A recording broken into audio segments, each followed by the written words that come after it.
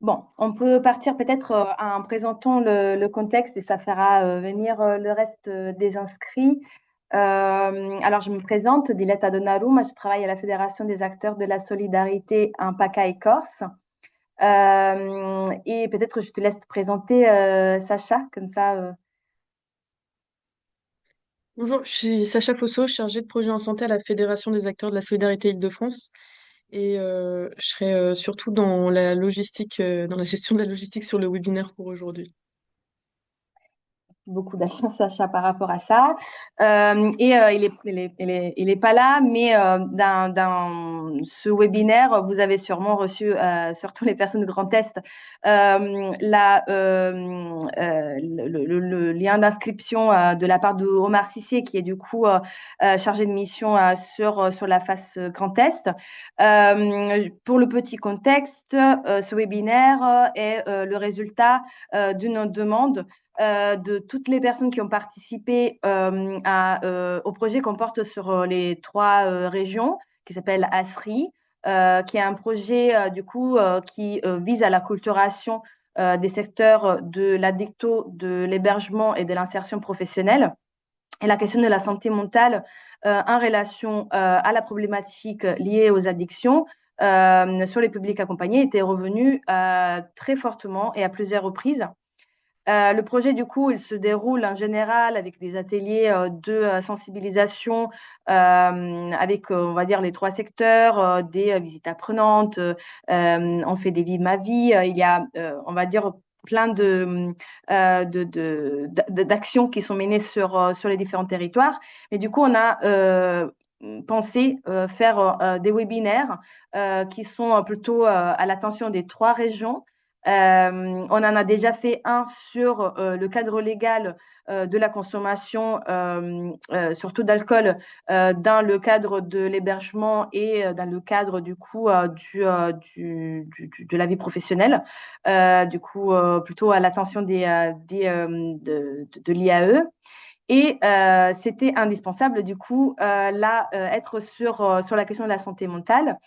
Du coup, je dis merci aux intervenants. Ils vont se présenter au fur et à mesure, mais sans plus tarder, je vais peut-être laisser la parole à Madame Malieva. Je laisse vous présenter et du coup, nous partager vos réflexions. Bonjour, merci beaucoup pour cette invitation et pour cette introduction. Je suis très heureuse d'être avec vous aujourd'hui. Alors, je suis donc Naïra Meliava, je suis psychologue clinicienne spécialisée dans les questions de psychotraumatisme et de conduite addictive. Je suis aussi directrice générale de l'association Opelia, une association qui gère une cinquantaine d'établissements médico-sociaux et sanitaires, avec principalement des établissements en addictologie, mais aussi dans le domaine de la solidarité et de la santé sur plus d'une vingtaine de départements. Et j'ai par ailleurs une casquette d'administratrice à la Fédération Addiction. Et donc c'est un peu avec toutes ces casquettes et ces trois casquettes que j'ai plaisir à être avec vous aujourd'hui et à échanger et partager autour de la question de la pathologie duel. Alors il est vrai que, j'ai longtemps hésité, sur un support ou non. Je vais le faire sans support, projeté. Je suis je prends un léger risque car j'ai plutôt l'habitude de faire des supports visuels, mais là j'avoue que j'ai réfléchi un peu tardivement, je le reconnais avec vous sur l'axe et l'angle que j'avais envie de prendre aujourd'hui, et comme dans les échanges préparatoires, je sentais que j'avais relativement la liberté. Vous allez comprendre que je vais vous proposer un propos en 3 temps. Je vais vous proposer d'abord de revenir sur ce qui se passe vraiment, ou du moins vraiment, ce qui se passe en tout cas du côté des trajectoires des personnes que nous accompagnons, ce que la pathologie duale nous dit, ce que le trauma y ajoute, j'aurais tendance à mettre l'accent là-dessus, et finalement ce que la stigmatisation, y fait. Ensuite, je voudrais, reconnaître ce que vous faites, ce que l'on fait déjà, parce que je crois fondamentalement que chacun d'entre nous, à sa place, contribue à quelque chose d'essentiel, que, uniquement, la dimension, je dirais technique ou médicale ne peut offrir. Et enfin, je voudrais ouvrir mon propos du côté du rétablissement, parce que, aussi complexes soient les trajectoires que l'on accompagne, elles sont loin d'être sans issue. Donc c'est un peu le rythme que je vais vous proposer dans mon déroulé, et je voudrais plus particulièrement maintenir un fil dans mon déroulé.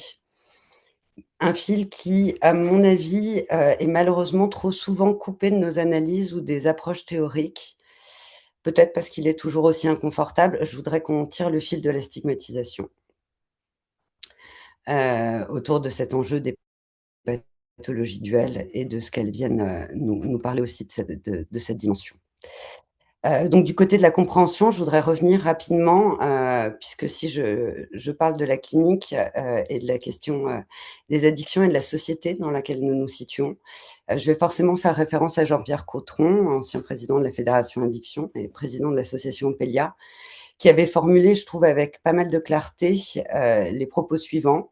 Il disait: «Les addictions ne sont pas simplement le symptôme d'un malaise individuel, d'une souffrance personnelle, mais elles expriment ce paradoxe sociétal, un malaise dans la culture».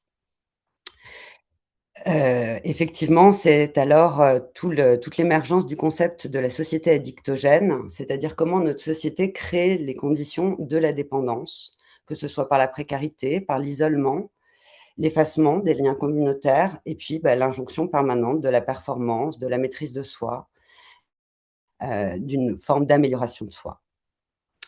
Et puis, ces derniers temps et je suis pas mal intervenue là-dessus, il me semble qu'on peut commencer à qualifier notre société de traumatogène, dans ce qu'elle produit de violence, dans ce qu'elle l'était, dans ce que parfois elle les minimise ou au contraire elle les expose. Et là, j'en référerais davantage aux travaux de Muriel Sarmena, psychiatre et spécialisée du trauma, qui disait, je crois sans détour, que dans notre société, tout ce qui concerne les violences, leur fréquence, leur gravité, leur cause, leurs conséquences est tabou. Que les victimes se heurtent à une attitude systématique de déni, de désaveu, de soupçon, de stigmatisation et de rejet, même parmi ceux qui devraient les écouter, les croire et les prendre en charge. Donc effectivement, on se situe bien dans cette double violence, blessé d'abord, stigmatisé ensuite, et c'est bien au cœur de ce que vivent les personnes, que l'on accompagne et qui se déploie à tous les niveaux. Donc une stigmatisation qui est d'abord sociale, des étiquettes de marginalité, d'oisiveté, de violence, de refus de soins, refus logement, d'un regard qu'on détourne. Je serais tentée de parler, par exemple de la stigmatisation judiciaire, du côté de la pénalisation des usages. Lorsqu'on est déjà dans une vulnérabilité, il y a malgré tout aussi cette culpabilité légale. Et puis, la stigmatisation institutionnelle qui intervient dans notre champ, lorsque les personnes sont renvoyées d'un service à l'autre, avec, cette emprise, avec cette double étiquette, à la fois, d'un trouble, associé à la psychiatrie, du trouble addictif et voire d'autres vulnérabilités. Ce ping-pong, c'est pas seulement une défaillance, organisationnelle, c'est aussi une expérience répétée de non-accueil. Et enfin, et je crois la plus insidieuse de toutes les stigmatisations, ce qui est celle de l'autostigmatisation.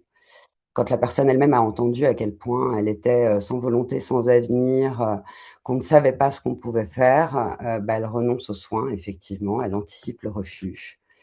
Il faut savoir que, 1/3, des patients, schizophrènes, n'ont pas accès à des soins adaptés aujourd'hui, en France.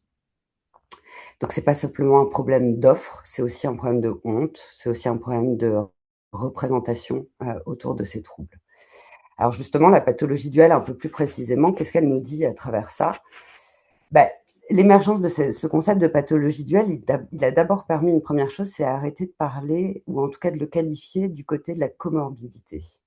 Puisque la pathologie duale, elle reconnaît la coexistence chez une même personne de ces 2 troubles, à la fois d'un trouble psychique et d'un trouble de l'usage. Alors concrètement, les chiffres sont un peu sans appel, hein, parce que, lorsqu'on essaye un peu d'étayer, les données, on retombe assez fréquemment sur le fait qu'à peu près une personne, sur 2 qui, bénéficie d'un accompagnement en addicto, présentent un trouble psychiatrique associé. Et du côté de la psychiatrie, on tourne autour des chiffres de au moins 30% ayant une consommation problématique. Mais finalement, ces données-là, elles ne nous disent pas comment finalement ces deux dimensions se nouent, ce que ça produit pour les personnes et comment elles le vivent. Et pendant longtemps, on a tourné autour de 4 modèles. Le premier modèle, c'est le modèle de la causalité directe, que l'on entend encore. C'est-à-dire, est-ce que finalement le trouble psychiatrique précède et génère l'addiction? C'est clairement le modèle de l'automédication, c'est-à-dire effectivement un trouble psychiatrique pour lequel le soulagement va s'obtenir à travers la consommation.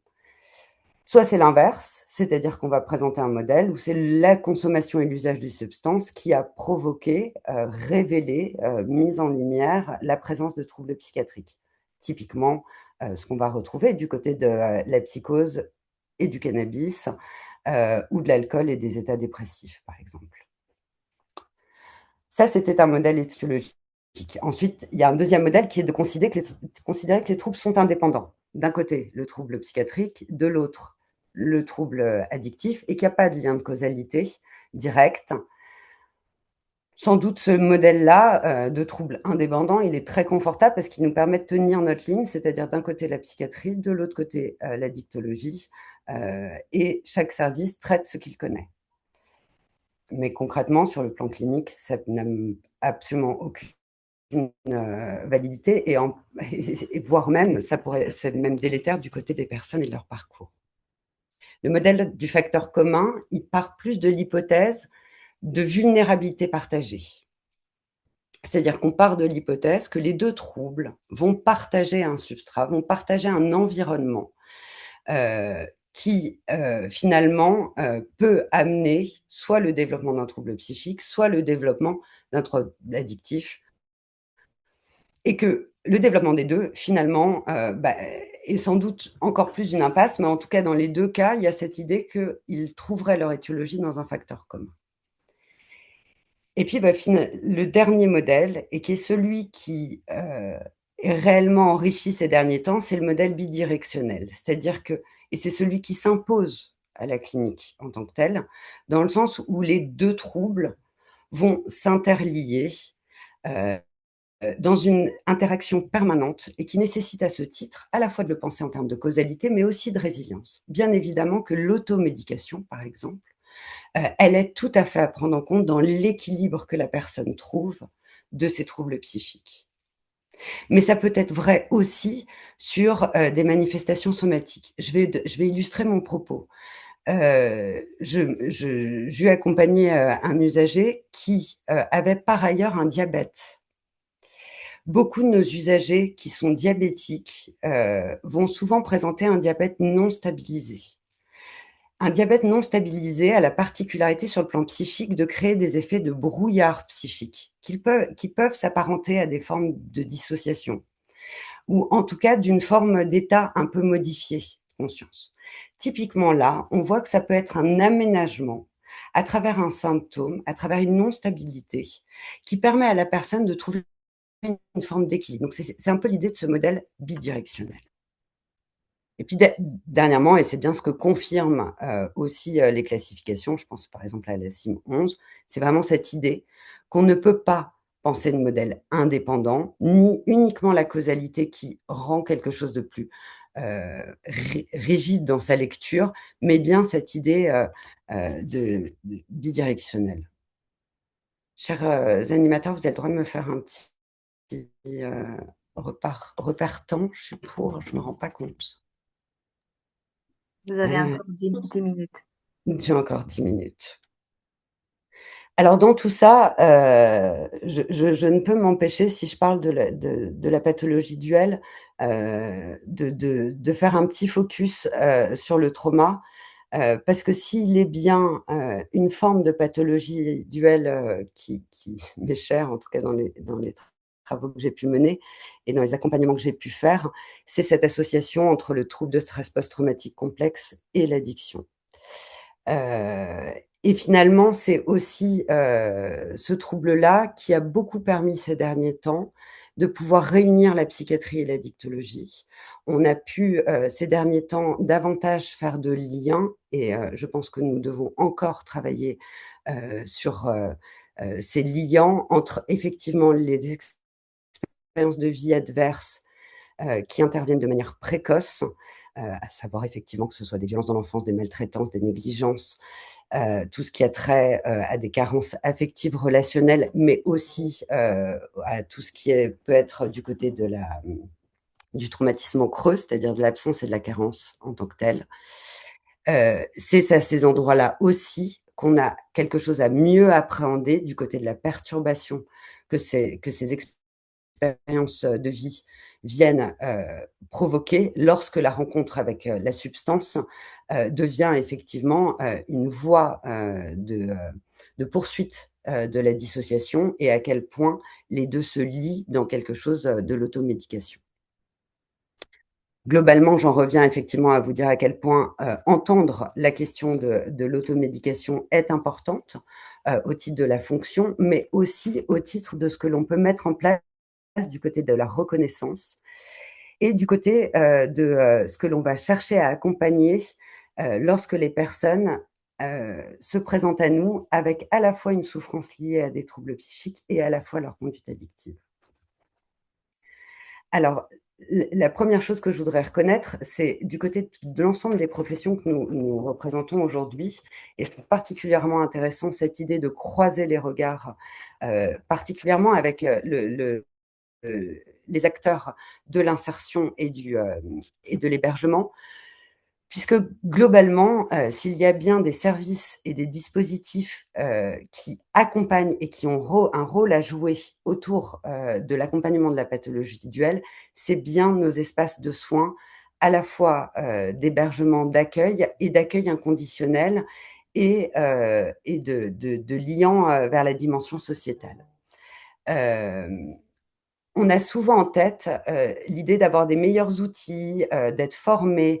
On a l'impression que lorsqu'on parle de la pathologie duel ou des conduites addictives ou du trouble psy, que tout de suite on convoque, des psys quelque chose. Moi, je souhaiterais reconnaître là toute l'importance qu'il y a au quotidien, à l'accompagnement du quotidien, à l'accueil. Heu, dans les approches de psychothérapie institutionnelle, Jean-Henri, il disait, «C'est la moindre des choses». Cette dimension d'accueil. Et cette moindre des choses, pour moi, elle est un levier essentiel dans la question du rétablissement. C'est-à-dire qu'à ces endroits-là, la relation d'aide et d'accompagnement est en elle-même un outil thérapeutique et un outil effectivement du côté, du rétablissement à la fois, du point de vue, addictif, mais aussi du point de vue psychiatrique. Il n'y a pas à dissocier les 2. Si je parle de cet accueil inconditionnel et du fait que chacun contribue autour de cet enjeu, de la pathologie duel, ça m'amène forcément et peut-être parce que j'ai ma casquette aussi de DG, à convoquer ce qui est important pour moi aujourd'hui, c'est-à-dire comment on prend soin de ceux qui prennent soin. Et quand on travaille sur la question du psychotraumatisme et quand on travaille sur la question, je crois, globalement de l'accompagnement des parcours complexes, on a forcément un souci qui apparaît et qui émerge très vite, qui est celle des personnes qui accompagnent ces parcours complexes. Et donc là, je vais juste faire une toute petite parenthèse du côté du traumatisme vicariant parce que ça me paraît important dont on en parle, parce que c'est un risque professionnel, auquel nous sommes exposés, puisque, accompagnant des personnes, qui eux-mêmes vivent, et subissent, bon nombre d'événements, traumatogènes, nous sommes nous aussi, en risque, au regard, de cette dimension-là. Et puis, bah, globalement, nos services, nos équipes, mais aussi les dispositifs de soins en général, la psychiatrie, en particulier, on en parle souvent sur les territoires, traversent des mouvements institutionnels. Nos institutions sont vulnérables, et globalement, nos équipes, nous professionnels, on est aussi, vulnérables, en prise force parfois à de l'épuisement, à aussi une forme de perte de sens et quelque part, je le crois, à une forme de banalisation des parcours. Je pense que c'est pas une faiblesse, je pense que c'est une réalité et c'est une réponse normale à un travail d'accompagnement qui est exigeant. Et donc, je pense qu'à partir du moment où on peut nommer que ce risque-là, il existe, qu'on a besoin de se reconnaître comme étant vulnérable aussi dans ces positions professionnelles et dans cet accompagnement, je crois que c'est une des manières de commencer à faire prévention, ou en tout cas à transformer quelque chose de ces expériences d'accompagnement. Et puis, un des derniers leviers qui me paraît essentiel, et sans doute parce qu'on l'a beaucoup travaillé, en tout cas ces derniers temps, c'est la question, de l'alliance des différents savoirs. Parce que je pense réellement que pour que le rétablissement et la résilience puissent s'opérer, il faut qu'on puisse continuer à intégrer les différents savoirs de manière complémentaire. Les savoirs techniques, cliniques, scientifiques, et là qui sont apportés, à la fois par la dimension médicale, par la dimension, psychologique, par, les recherches qui peuvent être menées, qui peuvent nous éclairer du côté des outils diagnostiques, mais du côté aussi des thérapies, des approches de traitement qu'on peut, mettre en œuvre et essayer de développer pour mieux nous adapter. Le deuxième, c'est quand même le savoir de terrain, celui de l'expérience de terrain, à quel point, nos équipes et chacun se dote petit à petit au contact de l'expérience elle-même, de la clinique au sens noble du terme, c'est-à-dire être au chevet de la manière dont on fait apprentissage à cet endroit-là, et ouais, à quel point on contribue à faciliter des parcours pour éviter des ruptures, pour mieux lier les différentes dimensions de la personne. Et puis, le troisième, qui est essentiel, mais qui est toujours aussi timide, qui est le savoir expérientiel et qui est sans doute le plus fondamental. Et lorsqu'on parle de pathologie duel, et d'addicto et de parcours complexes, je pense qu'il est extrêmement important, heu, de donner la place et toute la place à ce savoir expérientiel, à la manière dont la personne, mobilise des ressources, puisque la plupart des approches aujourd'hui de traitement et sur lesquelles, les données s'accordent, c'est vraiment du côté, heu, des modèles orientés ressources, c'est-à-dire effectivement de pouvoir reconnaître aussi, tout ce qu'il y a, d'une spontanéité, de rétablissement, y compris, dans, des troubles, associés. Et donc à ce titre, tout ce qui va être du côté, du renforcement de la pérédance, du renforcement de la participation des usagers dans nos dispositifs et dans l'amélioration de nos dispositifs. Heu, voilà, j'ai essayé de vous amener à travers, mon propos, vraiment l'idée que, les soins, l'accompagnement et attraper cette dimension de la pathologie duel, heu heu, elle est importante au titre qu'elle nous fait changer de regard. Et je crois qu'avant tout, ce changement de regard, c'était François Julien, le philosophe, qui disait que, la rencontre s'opère de face, mais la victoire, s'acquiert de biais. Et je crois que c'est hyper important qu'on puisse effectivement prendre le temps, de ne pas réduire les personnes à leurs troubles, de bien reconnaître comment, il y a effectivement des bénéfices, des avantages, du soulagement peut-être à vivre certaines expériences, y compris dans les troubles et dans ce qu'on peut qualifier d'une vulnérabilité. Comment est-ce que nos dispositifs se complètent et viennent être complémentaires les uns des autres et à ce titre n'ont pas une valeur, ou une valence supérieure.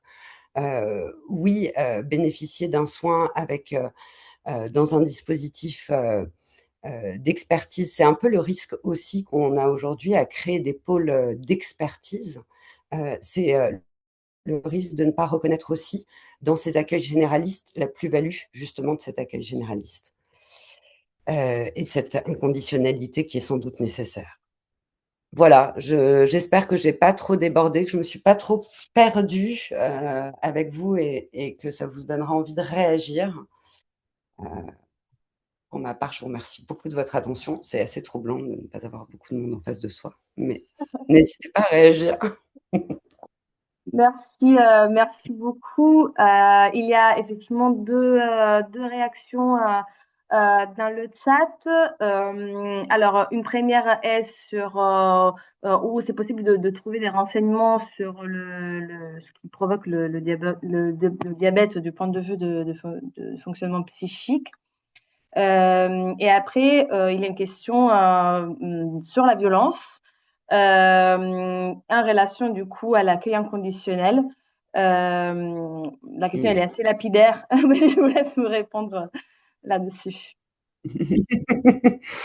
Alors, sur la question du diabète, j'imagine bien que les services de diabétologie seraient bien plus compétents pour vous dire toutes les recherches qui ont été faites autour de ça.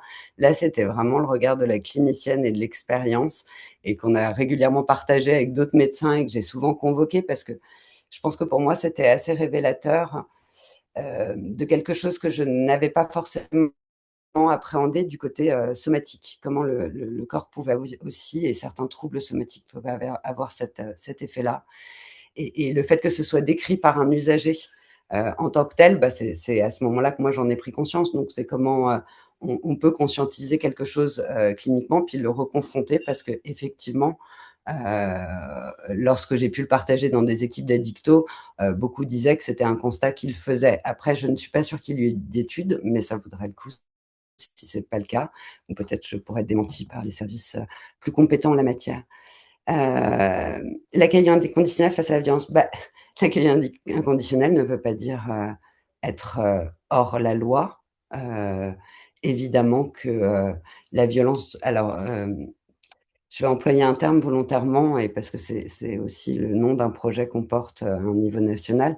Je pense que la violence doit pouvoir se transformer. Je ne sais pas si elle peut complètement se prévenir, mais elle doit pouvoir se transformer.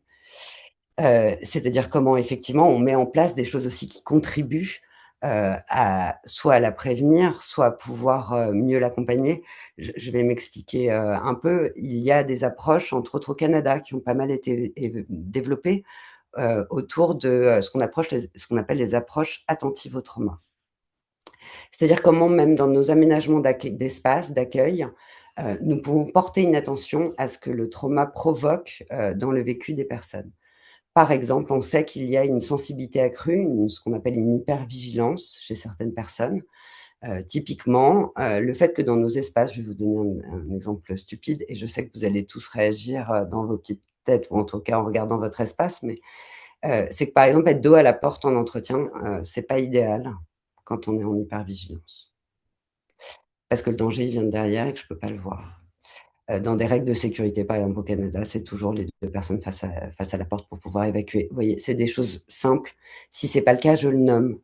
Je donne souvent cet exemple parce que d'un point de vue très matériel, ça peut paraître anecdotique, mais c'est au moins de pouvoir nommer à la personne: «Bah, voyez là, vous êtes dos à la porte, mais vous inquiétez pas, je regarde pour vous, je suis attentive», par exemple. De rassurer ça, si vous repérez que la personne se retourne régulièrement. Heu, En tout cas, sur les questions de violence et pour revenir à votre question, non, je ne crois pas qu'il faille pour autant accueillir de manière inconditionnelle lorsqu'il y a des faits ou des actes de violence. On se doit de protéger et nos équipes et nos usagers de ces actes de violence. Mais avant tout, il s'agit aussi de reconnaître ces formes de violence et y compris les violences institutionnelles. Hem, on a et je pense à améliorer encore du côté de la de vous voyez, en addicto, on a un observatoire, des droits des usagers. Aujourd'hui, on peut malheureusement, déplorer qu'il est pas très actif parce que je crois malgré tout que parfois, on et je sais pas si c'était de ça dont il était question, Dieta, sur le séminaire précédent autour du droit des usagers, par exemple, et sur la réduction des risques alcool. Mais oui, par moments, nos institutions vont bien au-delà et ne respectent pas le droit des usagers en tant que tel et que les dérives sont aussi là, en tout cas, ça on se doit d'être attentif. Donc la violence, elle est en tout cas à reconnaître et à nommer. Et oui, c'était carrément sur ça.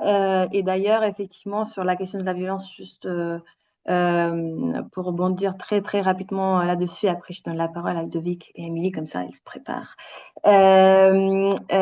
C'était justement de pas de punir la consommation dans les lieux d'hébergement, mais effectivement, les comportements qui sont liés euh, à des états altérés qui du coup et du coup de la violence justement sur les établissements, qu'elle soit ça c'était surtout Mmh. sur l'hébergement. Après Sacha elle est beaucoup plus experte que moi sur le domaine, mais oui carrément l'autre webinaire était à ce sujet-là et on n'a pas fait d'enregistrement du coup mais c'est aussi ce qu'on porte sur les territoires concernant sur nos ateliers de sensibilisation. Vous pouvez complètement revenir vers la phase de référence de votre région et vous inscrire à nos fantastiques ateliers de Sensi. En tout cas, merci beaucoup, Madame Alieva, sur ce point-là. Il y a aussi des personnes qui remercient dans le chat. Je vous laisse lire parce que je pense que vous avez accès. Et je laisse la parole à Ludovic et Émilie qui ont du coup un support à nous partager.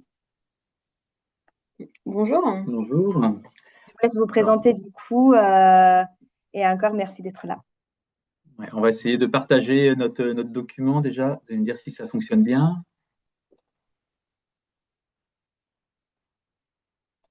Est-ce que vous l'avez? Ouais, ok. Ouais, nickel, allez-y. Ok. Tout d'abord, on tenait à remercier Diletta et Sacha pour cette invitation. Nous, notre objectif, ça va être un peu d'éclairer sur notre cadre de pensée, comment on fonctionne pour analyser des situations en psychiatrie, addictologie. Et puis, pour cela, on va utiliser des cas cliniques pour voir aussi à la fin comment on peut mieux collaborer entre les différents acteurs qui rencontrent les mêmes personnes. Donc, moi, je suis Ludovic Danès, j'exerce dans un établissement public de santé mentale. Je travaille en service d'hospitalisation, donc en intra-hospitalier, sur un poste que j'ai créé il y a moins de 2 ans, en partant du constat que nous prenions pas ou trop peu en compte les pathologies addictives de nos patients hospitalisés pour des motifs psychiatriques, que nous étions certes spécialisés en psychiatrie, mais quand nous recevons une personne, elle n'arrive pas partitionnée, coupée en deux, elle arrive avec l'ensemble de ses dimensions, que ce soit psy ou addicto. Donc ainsi, au quotidien, mon objectif, c'est de débuter des soins addicto pendant une phase d'hospitalisation en psychiatrie et d'inscrire les personnes, si elles le souhaitent, dans un parcours de soins addicto complémentaires. Voilà, si tu peux te présenter. Donc moi, c'est Émilie Quesnel. Du coup, j'exerce au sein d'un établissement de santé privé à but non lucratif.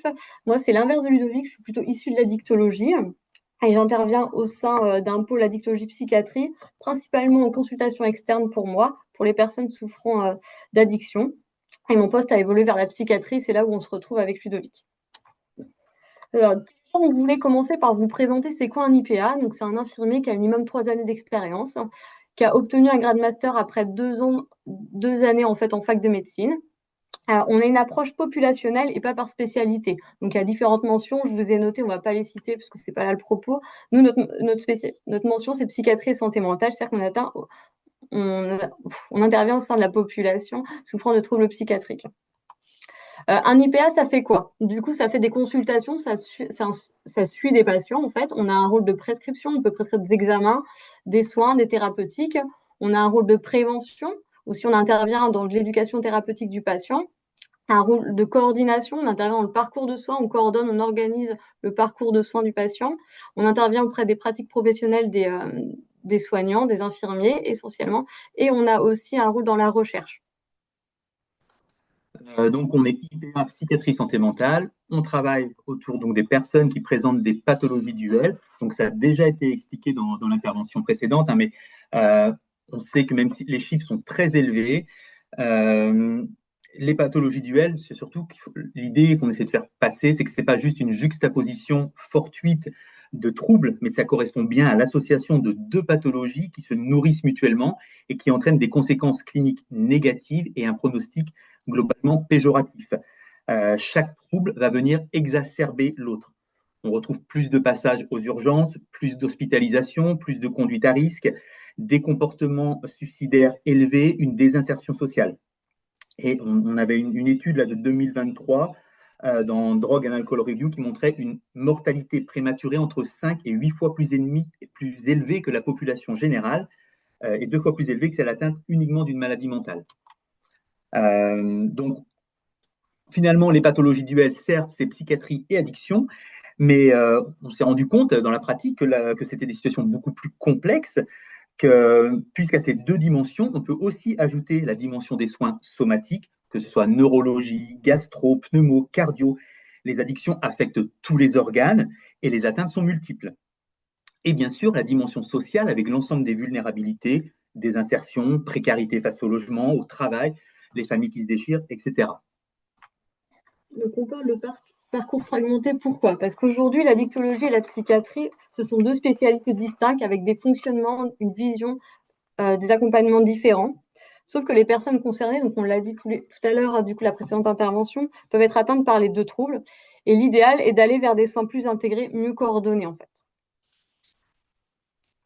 L'association de ces deux troubles n'est pas l'exception, mais plutôt la règle, hein, comme le dit Nora Volko, directrice de l'Institut américain de recherche sur les addictions. Elle parle du syndrome de la mauvaise porte, hein, c'est-à-dire la difficulté pour les personnes de troubles psychiatriques et d'addiction d'accéder aux soins appropriés. Les structures psychiatriques renvoient vers l'addictologie et inversement, entraînant une errance thérapeutique pour les patients, pour leurs familles, mais aussi pour les soignants. Cela devient parfois un véritable labyrinthe dans lequel il est parfois difficile de se retrouver. Je pense que c'est ce que vous vivez, vous, les professionnels aussi, du social. Alors, il existe un modèle qu'on appelle le modèle de soins intégrés qui était déjà recommandé dès 2015 par la Fédération française de psychiatrie. Mais comme ce modèle est coûteux et quasi inexistant, on est aujourd'hui plus sur une volonté d'augmenter les collaborations et le partenariat et la coordination pour réduire la fragmentation. Pour mieux comprendre ce qui sépare le champ disciplinaire de l'addictologie et celui de la psychiatrie, on a utilisé cette excellente ressource documentaire qui a été publiée par la Fédération Addiction en 2019 et qui est toujours autant d'actualité, qui est disponible librement en téléchargement, donc je ne saurais trop la conseiller. Et dedans, c'est décrit comment l'addictologie est perçue par la psychiatrie. On trouve cette différence, adaptabilité, un caractère informel des prises en charge, souple, voire désordonné. Donc, on a quelque chose qui est décrit comme un peu trop cool pour les substances. On retrouve même parfois, pour les professionnels de la réduction des risques et des cas rudes, j'ai déjà lu qu'on pouvait voir une forme d'apologie de l'usage des drogues. Du côté opposé, la perception de la psychiatrie par l'addictologie, eh bien, on retrouve une forme de rigidité avec des protocoles, du cadre, de la hiérarchie, en fait, une forme de lourdeur. Les années passent et on reste toujours les héritiers du cloisonnement et de l'enfermement. Alors aujourd'hui, on voulait vous présenter lors d'un cas concret. En fait, l'établissement où je travaille est sur un pôle addictologie psychiatrie, un service de psychiatrie donc depuis de longue date. Ils ont créé un service d'addictologie pour améliorer l'accompagnement des patients en addiction. Donc en psychiatrie, on a des psychiatres, en addictologie, on a des médecins addictologues qui travaillent dans les deux services séparément, des infirmières qui travaillent qu'en psychiatrie et des infirmières qui travaillent qu'en addictologie. C'est pareil pour un secrétariat, pour le cadre de santé, pour les psychologues. Et la psychiatrie avec un accompagnement différent que l'addictologie. L'addictologie, on a souvent des durées de séjour, une date d'entrée, une date de sortie. En psychiatrie, une date d'entrée, mais pas forcément une date de sortie. Voilà, là, c'est pour dire que c'est deux services opposés et pourtant dans le même établissement. Donc, quand on oriente vers la psychiatrie, ça veut dire qu'on n'oriente pas forcément vers l'addictologie. Donc, quand on est professionnel dans le social, c'est pas toujours évident de savoir vers où on a adressé. Par contre, le choix a été de se dire qu'en effet, ces personnes vivent avec deux troubles. Donc, il y a eu des choses faites, en tout cas pour améliorer l'accompagnement des deux troubles. On a d'abord les équipes de liaison de soins en accompagnement en addictologie, qui sont les ELSA, qui interviennent en psychiatrie. On a un psychiatre de liaison, du coup, qui intervient en addictologie, donc qui voit tous les patients du service en systématique et en si besoin. Et à côté, on a un service d'atelier thérapeutique qui offre des ateliers pour les patients de psychiatrie et d'addictologie qui peuvent se retrouver lors des groupes, une assistante sociale qui fait les deux services, un binôme infirmier psychiatrie addicto pour l'entourage. Et du coup, moi, mon poste, je l'ai construit comme ça pour renforcer en fait cette offre de soins sur la pathologie duel. Je vais vous présenter un cas clinique, Madame P. Donc, c'était déjà il y a quelques temps. C'est une personne, du coup, qui vit en maison relais, réservée aux femmes, donc une maison relais de la SPAD. Et nous, qu'on accueillait en hôpital de jour addictologie. On était sur donc de la prise de produits, c'était plutôt par rapport à l'alcool. Après, il y a eu une prise de produits de cocaïne pour cette patiente. On s'interrogeait plutôt sur la question d'un trouble psychiatrique. Et donc, on était vraiment dans ce questionnement. Est-ce qu'on doit l'orienter vers un psychiatre? Est-ce qu'elle doit avoir plutôt une prise en soins en psychiatrique? Mais tout d'un coup, un questionnement qu'on ne se posait pas, on nous a interpellés. En fait, les travailleurs sociaux nous ont interpellés parce qu'il y avait un risque d'expulsion. En fait, nous, de notre point de vue, on s'était dit, elle est en maison relais, elle est protégée. En fait, elle risque rien, elle a un logement. Alors que finalement, en fait, là, c'est les travailleurs sociaux qui nous ont dit, mais si elle peut souci, elle met en danger en fait les autres résidents. Donc finalement, ils nous ont interpellés. On s'est déplacé en fait pour voir son mode de vie. Il y a eu des réunions de synthèse faites. Finalement, en fait, cette résidente a été ils ont dû mettre un terme en fait à son hébergement, mais elle a été accompagnée en fait pour être en logement autonome avec des aides apportées. Aujourd'hui, cette patiente, elle vit donc dans un logement autonome avec des aides mises en place. Ça, elle fonctionne, en tout cas aujourd'hui, et on reste avec des staffs, je dirais, annuels. Alors, moi, j'ai fait le choix de deux situations cliniques qui sont très récentes, elles sont en cours. La première, elle parle non pas de crack ou de kétamine, qui sont les produits qu'on rencontre beaucoup actuellement sur mon territoire, mais de la plus commune des drogues, le tabac. Et l'impact que le sevrage en tabac peut avoir sur les troubles psychiatriques. C'est l'histoire donc d'un homme qui a 31 ans, qui a été récemment admis en hôpital psychiatrique pour des troubles à l'ordre public. En fait, il a agressé une passante dans la rue avec des fausses reconnaissances et des éléments délirants. C'est une personne qui a des antécédents de schizophrénie et les éléments délirants ne sont absolument pas critiqués. Il est connu de l'établissement, il a déjà venu à plusieurs reprises et il est connu notamment, on a cette info, c'est un gros fumeur, 20 à 30 roulés par jour. Dans le contexte d'admission, il va arriver dans une chambre d'isolement. Alors, c'est quoi une chambre d'isolement? C'est une pièce vide, à l'exception d'un matelas et d'un toilette, où la personne est enfermée. Elle n'a droit à aucun effet personnel, ni aucun vêtement hormis un pyjama. Une bouteille d'eau est posée au sol et il y a un hublot où l'on peut voir la personne. Ce que je relève dans le dossier, ce qui est écrit, il est sténique, il est dans l'opposition, le contact est hostile, il est impulsif, son jugement est altéré, et l'absence d'insight, c'est-à-dire qu'il n'a aucune conscience des troubles délirants. Et puis, alors la priorité est donnée aux troubles psychiatriques, ça fait que le fait qu'il soit un fumeur, c'est une information qui est occultée, et alors qu'il existe des substituts qu'on peut prescrire, ils ne sont pas prescrits. Comment ça se passe une journée en isolement? Eh bien, la personne y est enfermée, et 4 fois par jour, au temps des repas, une équipe composée d'infirmiers principalement va passer voir la personne avec un déroulé qui est classique. La personne prend son traitement médicamenteux, le repas, les soins d'hygiène, notamment le matin. Ensuite, il y a un entretien avec le médecin, par exemple. Et en dernier lieu, il y a une cigarette. Sauf qu'il faut imaginer, pour un grand fumeur, quand arrive 8 heures du matin et que la personne n'a pas fumé depuis 19 heures la veille, ça commence à faire long. La personne est vite tendue, elle est vite très irritable. Et comme la cigarette, comme je viens de vous le décrire, est tout le temps placée en fin d'intervention, on a des patients qui, au moment de l'intervention des soignants, sont dans un état de tension élevé, ce qui ne favorise pas une sortie de la chambre d'isolement. N'oublions pas que cette personne n'a pas demandé à arrêter le tabac. Donc, elle se retrouve dans un quasi-sevrage forcé. Donc voilà, d'où mes questions. On passe de 30 roulés à 4. Les éléments de tension perçus pendant plusieurs jours peuvent-ils être mis en lien avec le quasi-sevrage forcé? Relèvent-ils des éléments délirants ou peut-on faire un lien avec ce sevrage? Voilà, une bonne gestion du sevrage aurait-elle permis une sortie de chambre d'isolement plus rapide? Et comment faire en sorte pour que la gestion du sevrage en tabac ne soit pas oubliée? Et en psychiatrie, c'est souvent mis au 2e, voire 3e plan. À une échelle plus large, la semaine dernière, j'ai été confronté à une situation un peu similaire et ma question que je me pose, c'est comment travailler dans un hôpital pour éviter des observations pour une personne qui vient d'arriver. La personne dit « j'ai pas de tabac, je vais être en manque, puis-je avoir des patchs nicotiniques ?» Et on écrit dans le dossier « refus des patchs nicotiniques car nous doutons du projet de sevrage de la personne ». Ça, c'est extrêmement dérangeant. Alors, ma deuxième situation, je la déroule un peu plus longuement, je la trouve intéressante car elle implique particulièrement les acteurs du social. C'est une situation en cours. Et ce qui m'intéresse au-delà de la situation, c'est d'expliquer, de dérouler notre façon de penser en psychiatrie, notre cadre de lecture, voire les incompréhensions qui peuvent exister entre nos univers.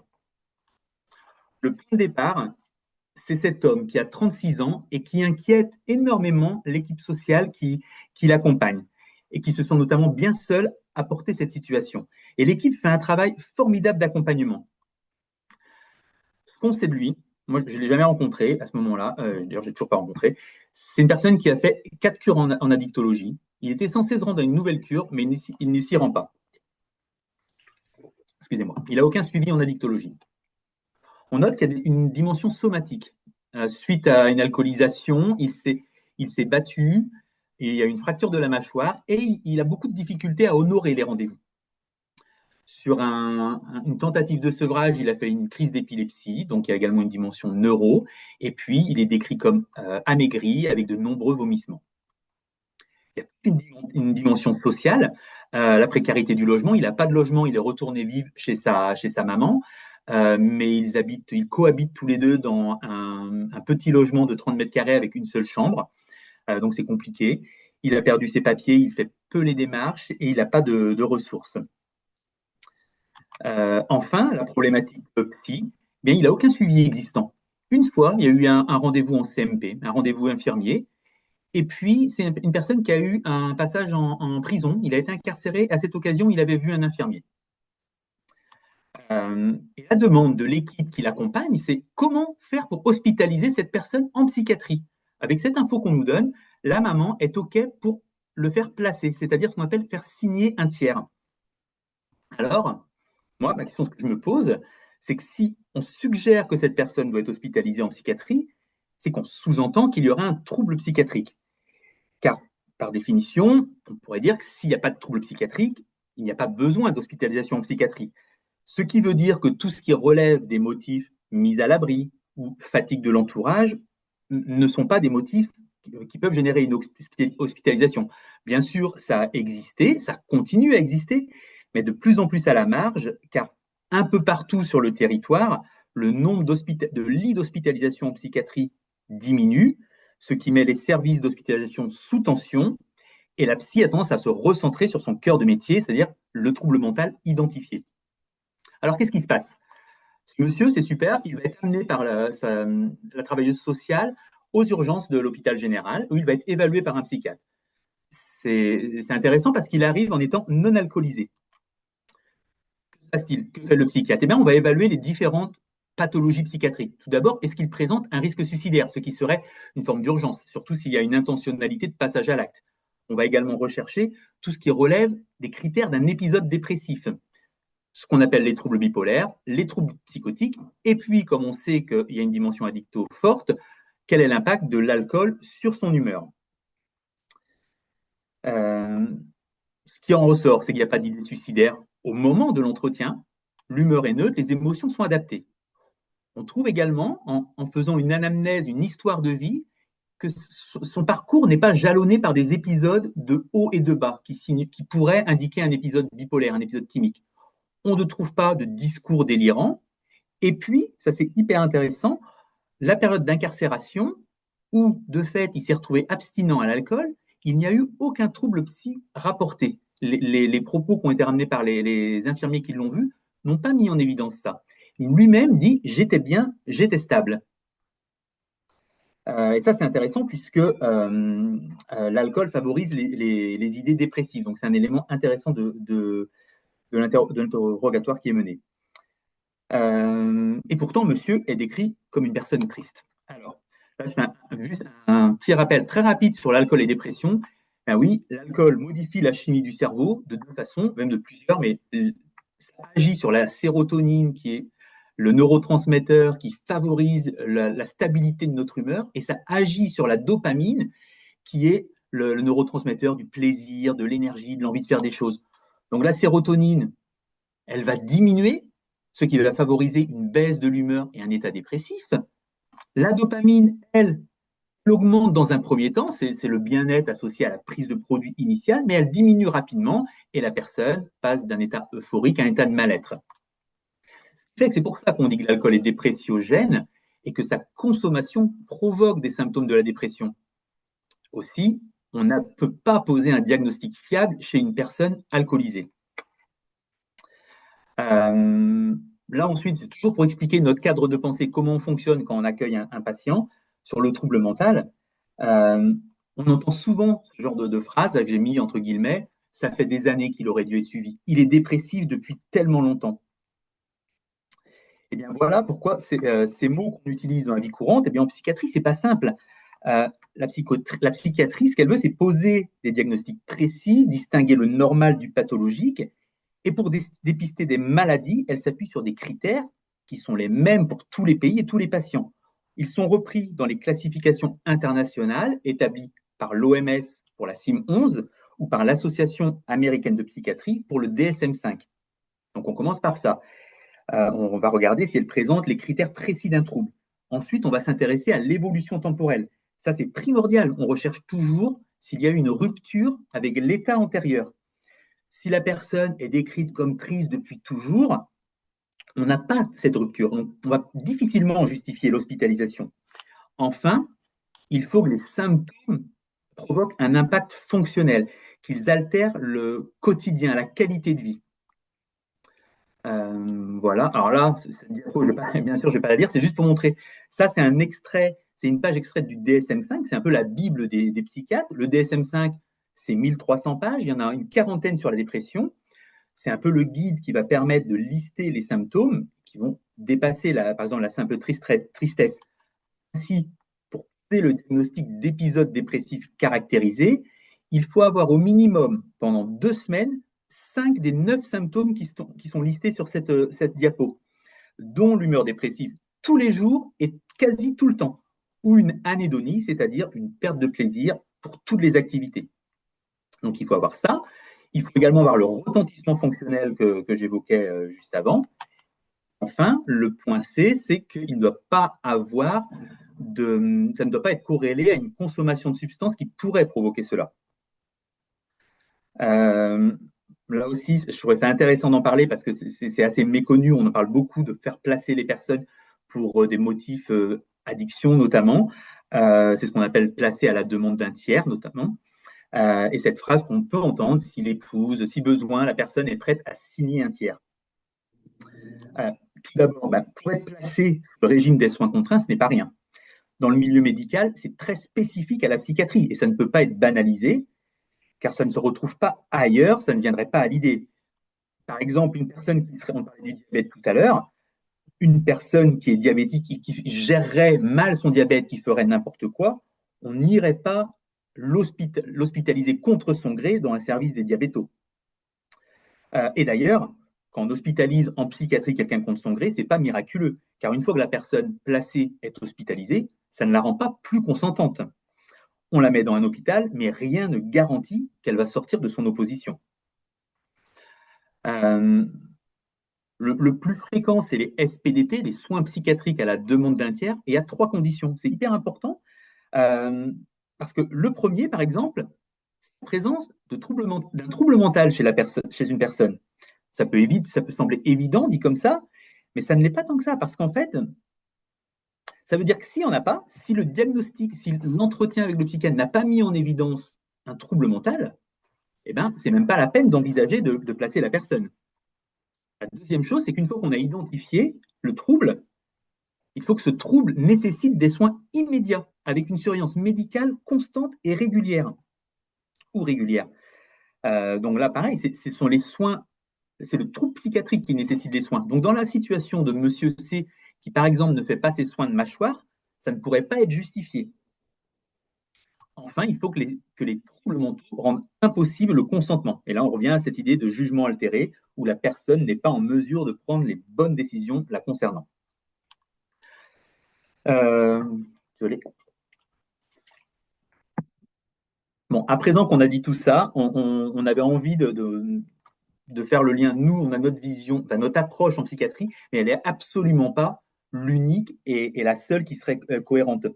Donc, on a pris cette métaphore de l'éléphant que certains d'entre vous connaissent. Notre vision à nous, elle n'est pas supérieure à celle des acteurs de la dicto ou du social, ça c'est essentiel. Elle est complémentaire. Dans la métaphore d'éléphant, ce sont 6 aveugles qui doivent décrire un éléphant qu'ils touchent pour la première fois.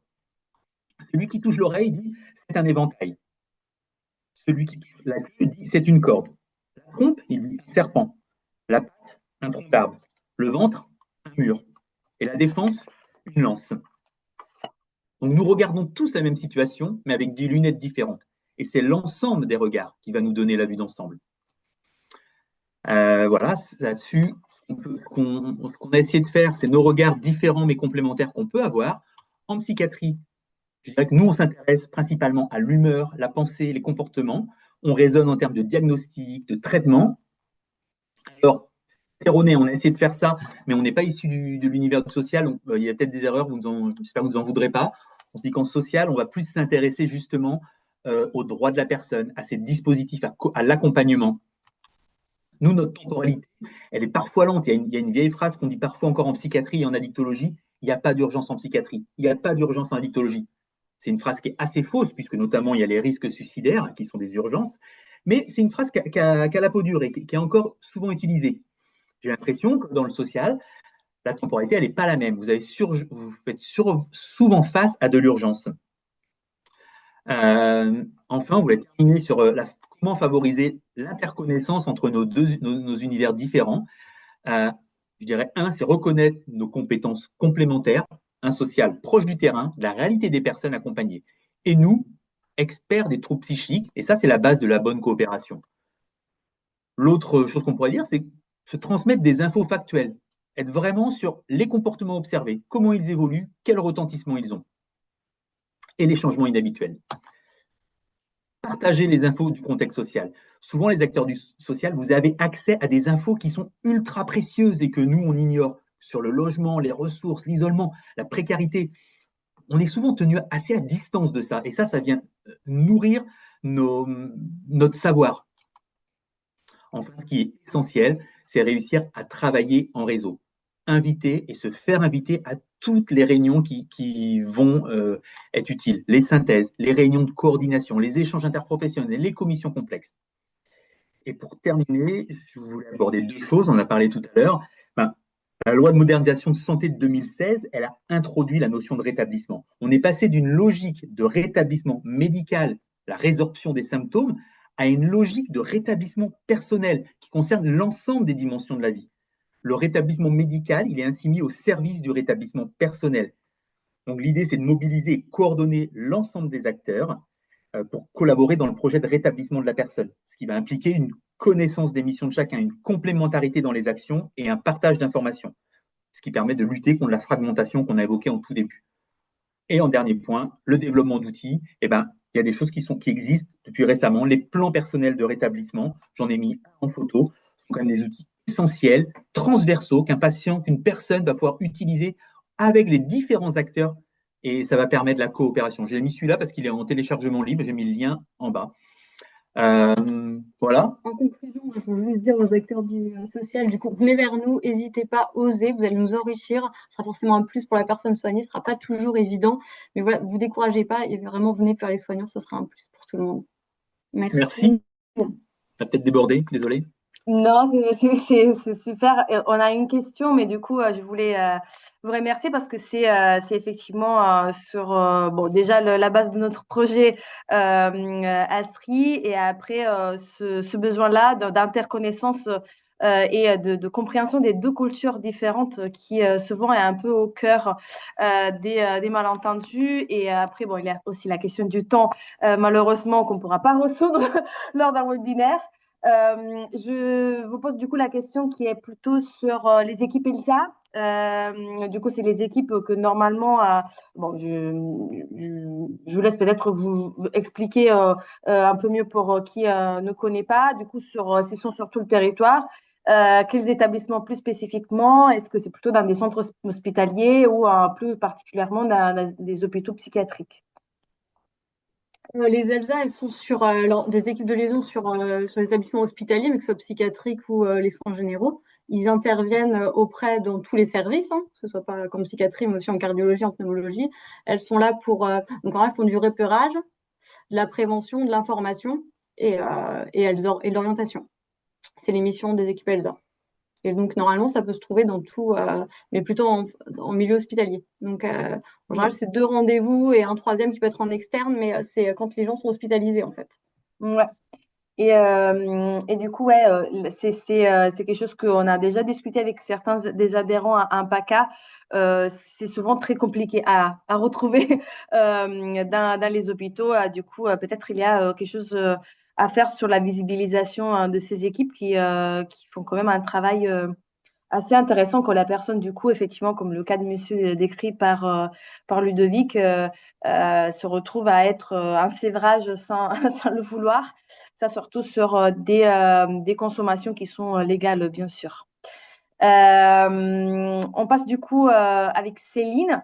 Je tiens quand même il y a eu peut-être un petit bug sur. Il y a une autre question, peut-être on la posera tout à l'heure. Est-ce que du coup, n'oubliez pas qu'il y a dans l'espace de discussion du webinaire ou dans les questions-réponses la possibilité de poser les questions. On fera une partie en fin d'intervention de Céline pour tous les interventions. Du coup, n'hésitez pas à écrire là-dessus.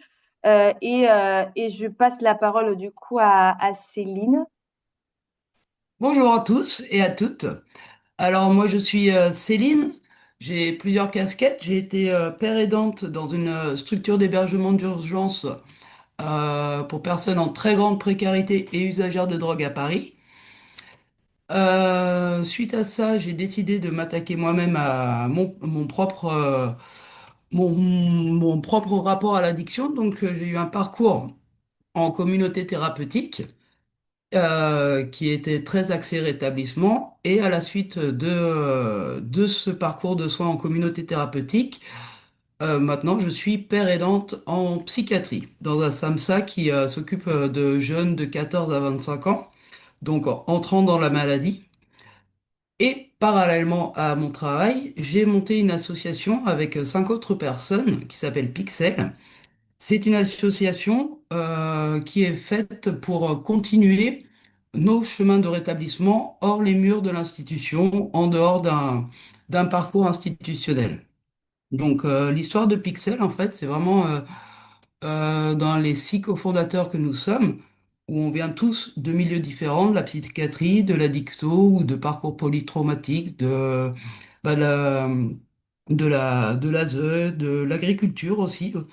C'est de se dire bah, comment on fait pour continuer nos rétablissements dans le milieu ordinaire, en allant au travail, sachant que quand on a eu un parcours de soins, c'est assez difficile de continuer à se maintenir parce qu'on a l'habitude de groupe de parole, on a une connaissance très fine de soi et un niveau d'expertise aussi qui est hyper important et que généralement on a vraiment très envie de mettre au service des autres. Voilà, ça c'est pour une petite présentation de moi. Et maintenant, je vais vous parler de ce qu'on fait en vous partageant une petite présentation. Voilà. Donc Pixel, provocateur de rétablissement. Pixel, c'est bah voilà, parce qu'avec plein de petits points, on fait une belle image. Alors, hop, hop, je vais reprendre la main. L'instant zéro de Pixel, c'est effectivement de se dire, oui, comment retrouver une place de citoyen, comment se décaler par rapport à un parcours de malade, comment se décaler par rapport à la pathologie. Et aussi, une chose très importante, réduire la dépendance institutionnelle pour certains parcours, donc réduire aussi le recours aux soins. On s'est aperçu que beaucoup de communautés étaient assez représentées dans le champ du handicap, mais essentiellement dans le champ du handicap physique. Dans le handicap psychique, c'est assez invisibilisé. Il n'y a pas beaucoup de communautés de personnes bipolaires ou de personnes concernées par un trouble. Et pourtant, on est assez nombreux. Du coup, voilà, c'était comment aussi, ben, en fait, se fédérer pour se soutenir. Donc, c'est beaucoup d'autosupport.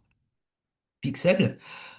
Pixel, du coup, c'est une communauté d'échange en présentiel et en distanciel avec des animateurs formés où on anime un groupe de parole hebdomadaire à Saint-Étienne. On a, nous, un programme de parrainage pour des nouveaux membres par des pairs et un déploiement du programme Père de confiance. Le programme Père de confiance, c'est quelque chose qu'on a présenté au Congrès national de psychiatrie où on s'est aperçu que sur les directives anticipées en psychiatrie, par exemple, ou sur les plans de crise, généralement, ils sont très peu connus et surtout, c'est assez difficile de les mettre en pratique. Parce que pour les personnes concernées par un trouble psychique, généralement, ces plans sont rédigés avec un travailleur social ou avec un soignant. Et du coup, alors, il y a soit un manque de temps, parce qu'on va prendre 2 heures pour faire ça sur un coin de table et finalement, c'est pas efficace. Et aussi, bah, quand c'est rédigé avec la famille, on ne dit pas tout à sa famille, à un soignant ou à un travailleur social. Du coup, l'idée, c'est d'avoir aussi un vivier de pères aidants formés pour pouvoir accompagner les personnes à rédiger ces plans de crise. Donc Pixel, on a 2 grosses orientations, c'est s'occuper de notre communauté, de personnes concernées par la souffrance psychique de manière très très large. On a la chance justement par rapport aux pathologies duelles de décloisonner les entrées. Il y a certaines personnes qui viennent vraiment de la psychiatrie, d'autres de la dicto, etc. On se rend compte que généralement bah, les deux champs se recoupent. Moi, personnellement, dans mon parcours, ce que j'ai pu voir, c'est que la consommation de produits psychoactifs était vraiment la partie immergée de l'iceberg, qu'elle était là pour autoréguler des troubles de l'humeur, des troubles psychiques. et ce à quoi je me suis occupé après, dans un deuxième temps.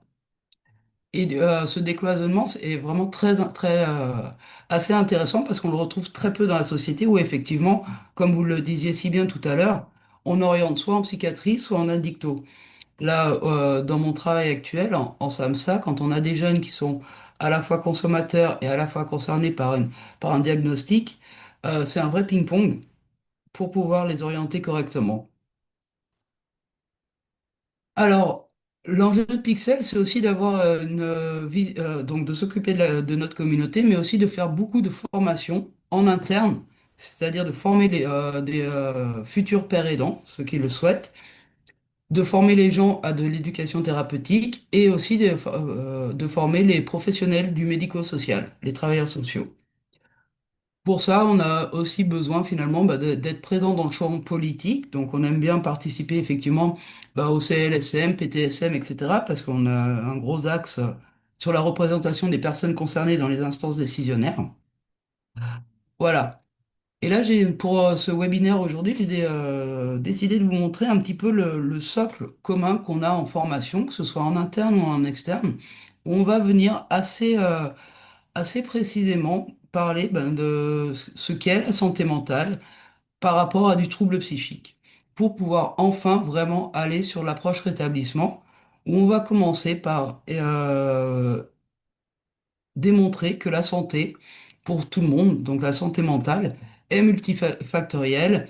Elle dépend de son environnement social, elle dépend de son logement, elle dépend de ses loisirs, elle dépend de la mise en lien qu'on peut avoir avec les gens ou non, avec des curseurs, comme ça on peut s'orienter.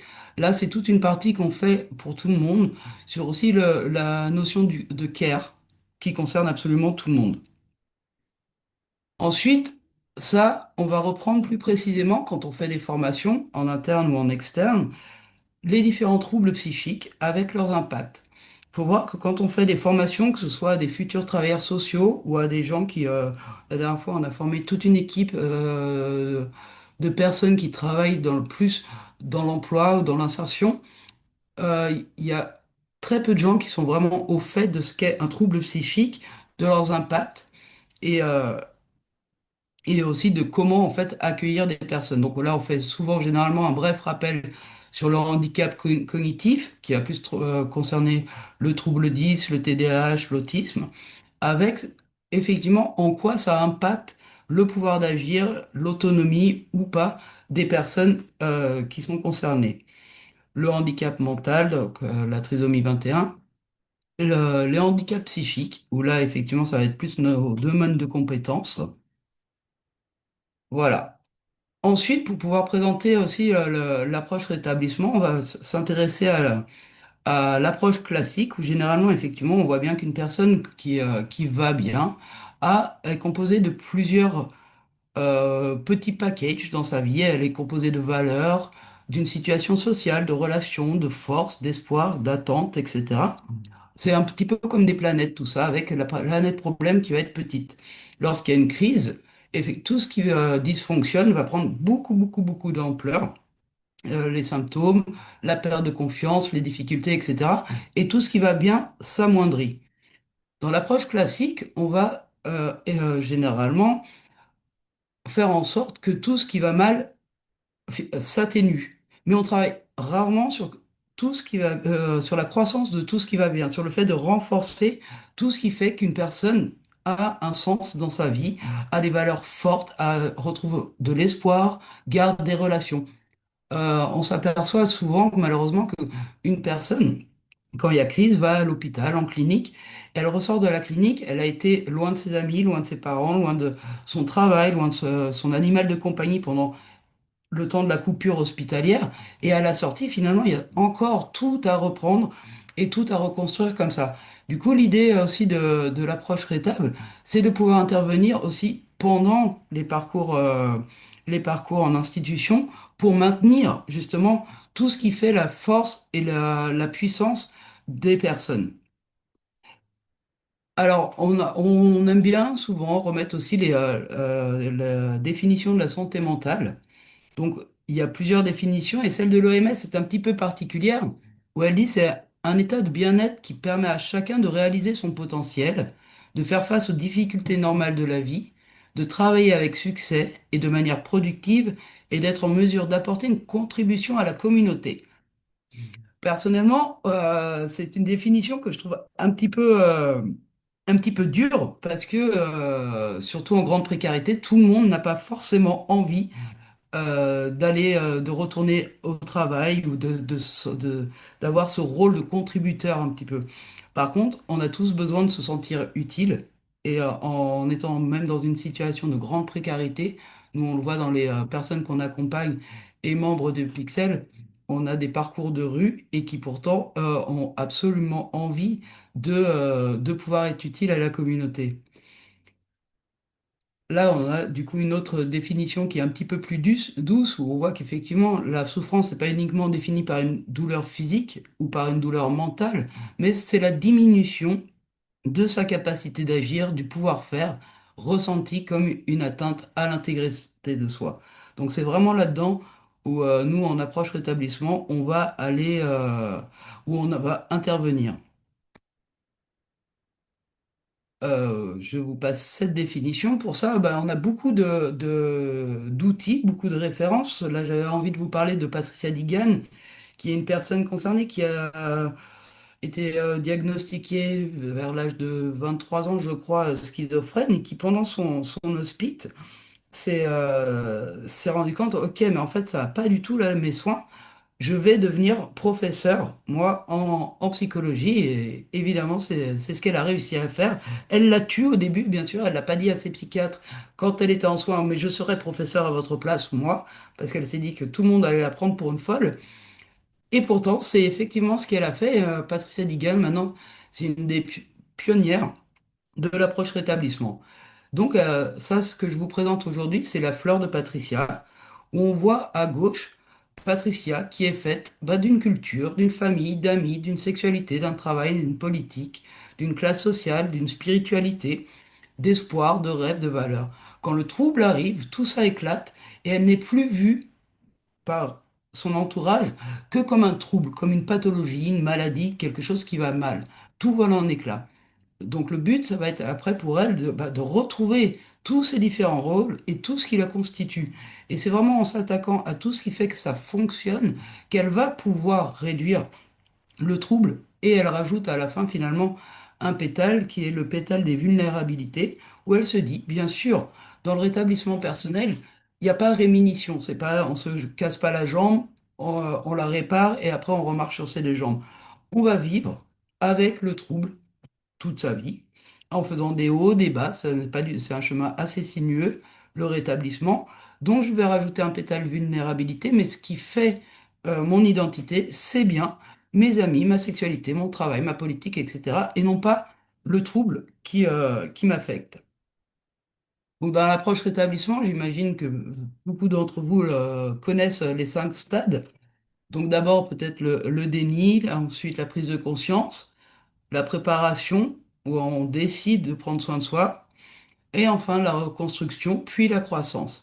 Ça, c'est quelque chose qui est assez intéressant parce que j'aime bien souvent dire que les 5 stades du rétablissement personnel, c'est exactement les mêmes phases que les 5 phases du deuil. Tout le monde dans la vie a connu un deuil d'un petit chat, d'une amie, d'un parent. Et finalement, ça va être exactement la même chose. Le rétablissement personnel, pour moi, il peut concerner mais les 3 quarts de la population à partir du moment où on est dans une éthique du care, du prendre soin de soi, de l'autre. Et on va passer par différents stades. Ces stades-là, ils sont pas définitifs. C'est pas une fois que j'ai passé tous ces stades, je suis rétabli, bien sûr, et ça fait des va-et-vient, parce on se rappelle du petit schéma de tout à l'heure en rond, on va être impacté par ce qui nous arrive. Un licenciement, un déménagement, une rupture, etc. Ça va de toute manière agir sur nos émotions et altérer parfois ou pas hein, notre état psychique. Ça, on le met pour tous les professionnels aussi, que ce soit en fait de l'emploi, de la santé, du médico-social ou des travailleurs sociaux, c'est effectivement comment en fait je vais accompagner une personne. Alors ça paraît un petit peu basique, Mais en fait, c'est 10 piliers qui permettent de remettre vraiment la personne au centre de son parcours. C'est parce que je vais aller m'intéresser, aller interroger ses valeurs, ses croyances, pour pouvoir l'accompagner à définir son projet. À partir du moment où une personne a un projet, notre travail, qu'on soit père aidant, qu'on soit psychiatre ou qu'on soit assistant social, c'est comment je vais aider la personne à mener à bien son projet. Donc, encourager la personne, etc. Bon, tout ça, on va pas les lire maintenant. Voilà, hop, pardon, je suis allé un peu vite. Ça, c'est pour reprendre les cinq piles, encore une fois, cinq grands axes du rétablissement. Là où ce à quoi on va s'intéresser en premier, ça va être évidemment comment garder la connexion aux autres. On est quand même aussi dans une période très difficile avec énormément d'isolement. Et comment on va pouvoir finalement faire en sorte que les personnes élargissent leur réseau. Nous, on travaille avec des cartes réseau beaucoup. Élargissent leur réseau, se mettent en lien. C'est pour ça aussi qu'on a créé Pixel. C'est pour pouvoir, par exemple, là, on a une personne qui vient d'arriver, qui a été suivie en HDJ, qui se dit, OK, après l'HDJ, il y a quoi? Eh ben, on monte une asso, on s'organise. Et on peut retrouver aussi de l'utilité, un sens à sa vie et de la connexion aux autres. On dit souvent que l'addiction, c'est la maladie du lien, c'est assez vrai. Du coup, comment je vais recréer des liens?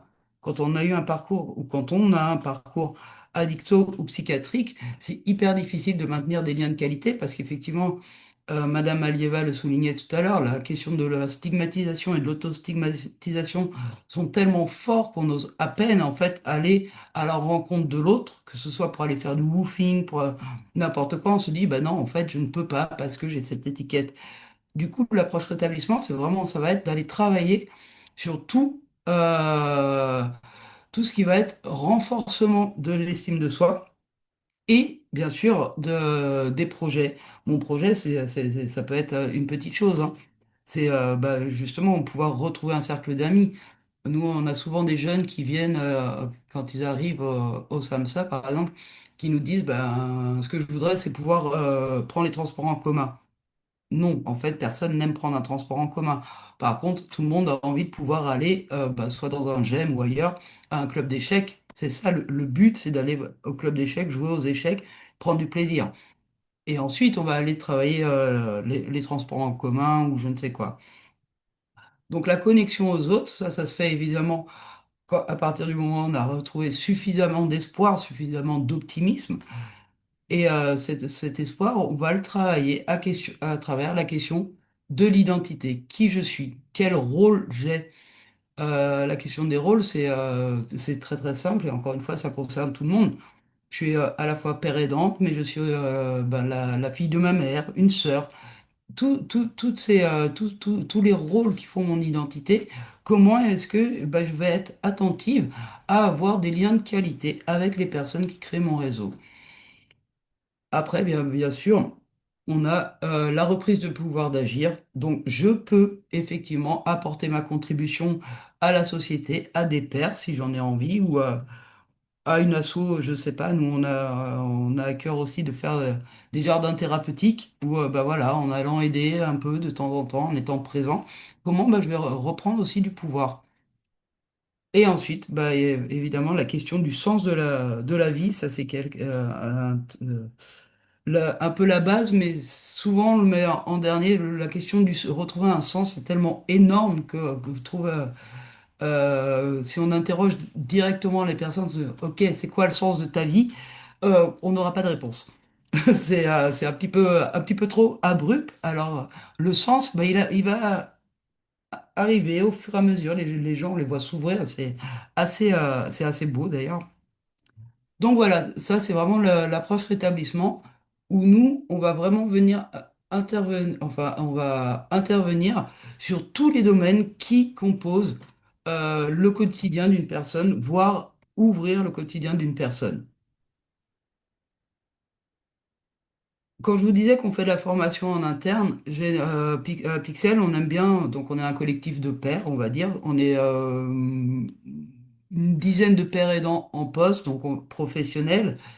Et après, d'autres personnes qui sont adhérents ou membres actifs. Membres actifs, c'est juste des gens qui vont proposer des activités, que ce soit cuisine, yoga, enfin, ce qui leur fait plaisir. Mais en tout cas, ce qu'on voit, c'est qu'à tout d'un coup, bah, ouais, ils font quelque chose pour l'autre. Et à partir du moment où je fais quelque chose pour l'autre, bah, ça me fait du bien aussi.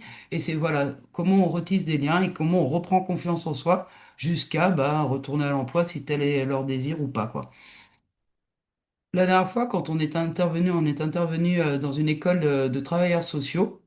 Pour les gens auprès desquels on intervient, on a généralement un très très bel écho parce que d'avoir des personnes concernées par un trouble et de voir que bah oui, on est tout à fait fonctionnel, intelligent et motivé surtout aussi, bah, ça change aussi, ça casse une habitude de représentation du soin ou du rôle professionnel des gens. Voilà à peu près, avec ça c'est la fin du diaporama que je vais vous laisser sur cette belle phrase, où c'est ce qu'on apprend un peu pareil en fait avec un collectif de pairs, c'est savoir aussi pouvoir être là les uns avec les autres en silence et pouvoir écouter.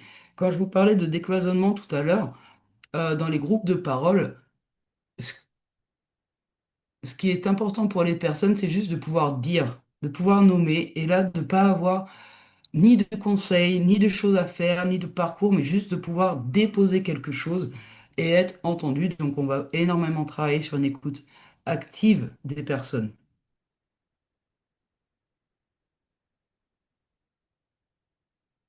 Voilà. Et je crois que je suis allée très très vite dans ma présentation parce que j'avais un peu le trac. C'était très très bien, merci beaucoup Céline, super intéressant. On a effectivement quelques questions que je vais retrouver dans les deux espaces.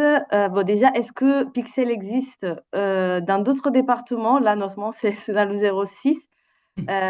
Du coup, je crois que la réponse va décevoir quelques-uns. Et après, bon, je l'ai déjà dit dans le chat, hein, si les intervenants sont d'accord, on va vous partager les diapos, comme ça vous pourrez carrément avoir les éléments et on va essayer de prendre à la source de Madame Alieva les informations qu'elle a eues, qu'elle nous a partagées avec quelque chose de décrit. Euh, je vais vite fait sur l'autre chat. Et du coup, peut-être, Céline, tu peux nous dire la racine de Pixel. Est-ce que existe, ou si tu connais aussi des partenaires avec lesquels tu travailles Alors dans pour le moment, d'autres Pixel, départements? là, on est dans la Loire, on est à Saint-Étienne. Après, le but, c'est nous, on a très envie de pouvoir monter une université du rétablissement d'ici 2030, avec des personnes concernées, de remettre en place des trialogues. Donc après, à Marseille, il y a des initiatives un peu comme nous, plus sur des universités du rétab, mais pas vraiment en fait. Je Mm, pense qu'on a été assez bah, précurseur, je sais pas, ça s'est fait d'une rencontre vraiment entre nous six où on s'est dit, ok, bah là, on va faire un truc. mm, Donc, mm. j'ai pas d'exemple de modèle comme Ouais. ça ailleurs. On va essayer sur nos trois régions éventuellement de vous mettre. Après, je pense que c'est la particularité de votre structure qui réunit tout ça et il peut y avoir dans d'autres départements des structures qui, par exemple, sont plus sur la participation, le pouvoir d'agir des personnes qui n'aient pas des troubles psychiques ou des situations d'addiction, mais qui, du coup, sont peut-être représentées aussi au sein de ces collectifs, tout comme éventuellement des associations plutôt de âgés. Alors, il y a beaucoup de merci en tout cas et des réflexions autour du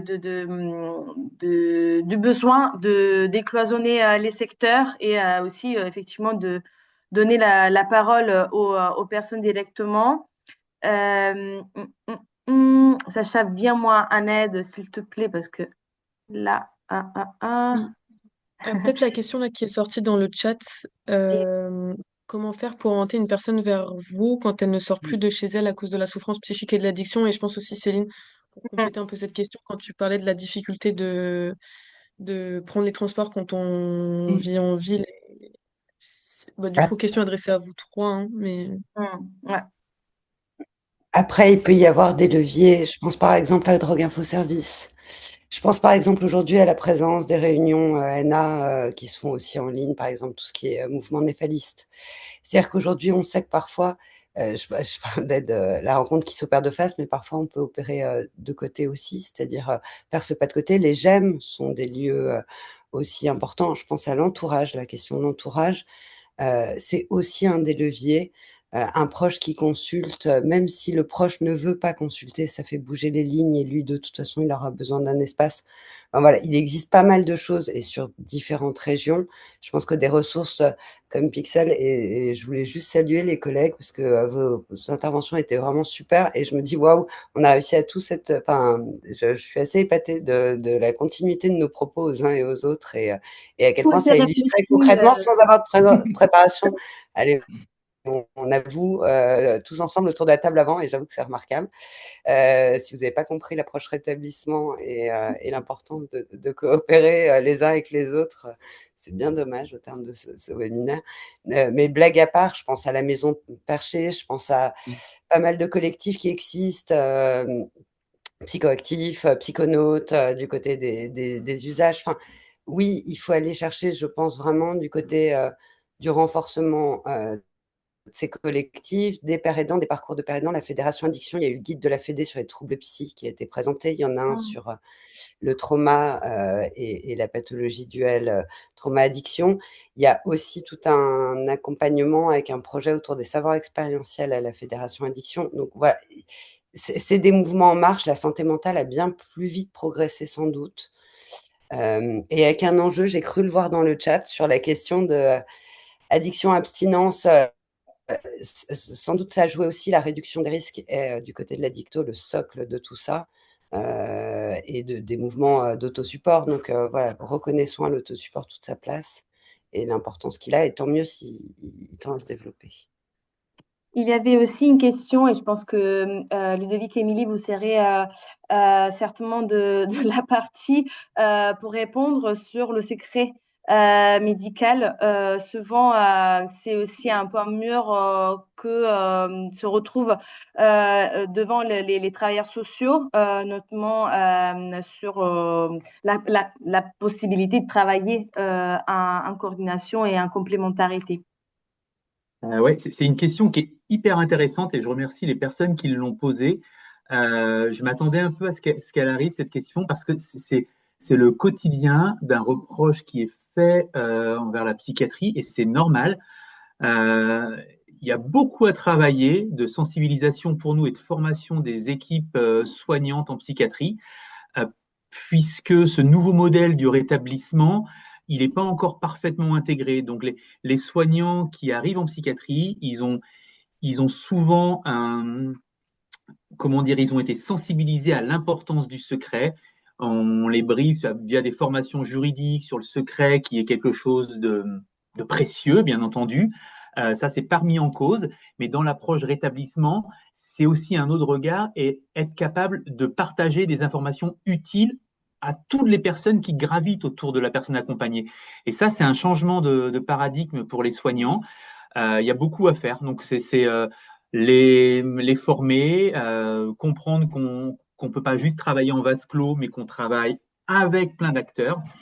J'aurais j'aurais envie de faire un peu la promotion de notre profession, puisqu'on est les infirmiers en pratique avancée, ça fait partie de l'ADN de notre profession de faire du partenariat et de la collaboration. Donc, en psychiatrie, on est entre, je dirais, 700 et 1000 en France. Donc, dans vos territoires, c'est intéressant de se renseigner là où il y en a, dans les CMP notamment, et de se mettre en relation.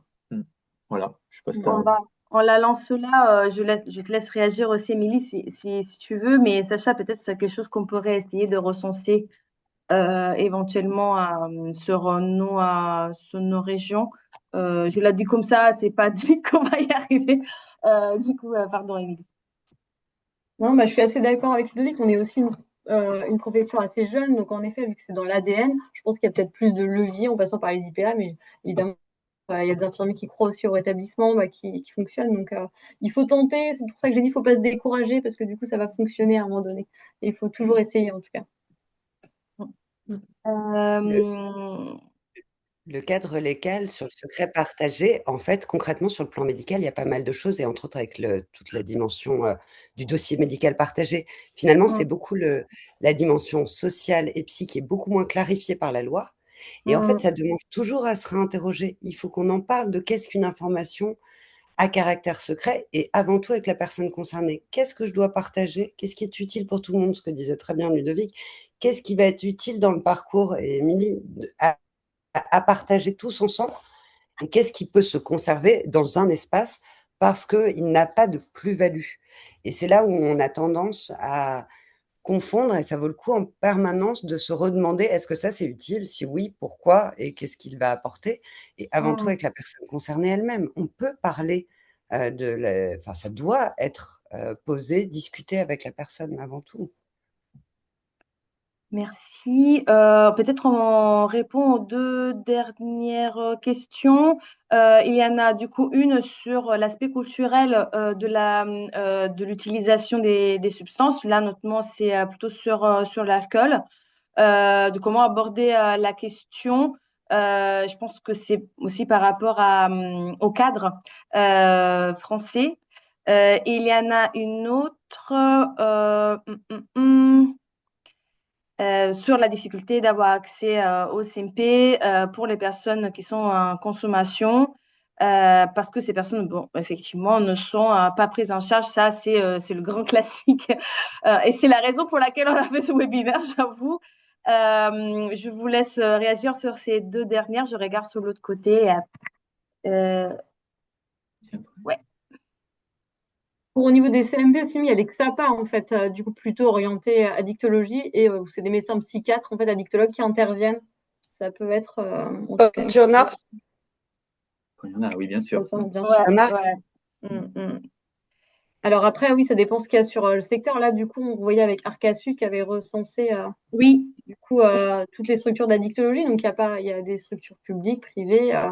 Voilà, c'est vrai, il faut chercher un petit peu le Ouais. Non, mais il n'y a pas toujours de psychiatre en addicto, c'est pas une obligation Non, non, non. Oui, sur le je plan travaille avec des médical. médecins Oui, oui, addictologues. c'était en ce sens-là. Donc, comme vous disiez, le parallèle que ça passe à MP, vigilance, parce que tous les XAPA ne sont pas dotés de psychiatres. Mais c'est pas pour ça qu'un accompagnement addicto n'est pas possible. C'est juste de dire cette précision-là, là où en CMP, il y aura une Et dimension il y a psychiatrique. aussi effectivement la possibilité d'accéder à un XAPA, point d'interrogation du coup, quand les personnes elles ont des troubles psychiatriques très sévères, ça aussi ça peut être un frein, effectivement. Mais oui, après, il n'y a pas de réponse magique, hein. Si on est là à s'interroger sur la question, c'est bien parce que les points ils sont difficiles. Et du coup, peut-être effectivement, je ne sais pas si vous avez une réponse sur l'approche aux cultures différentes, aux consommations. Je ne sais pas s'il y a une réponse qui peut satisfaire la personne qui l'a posée.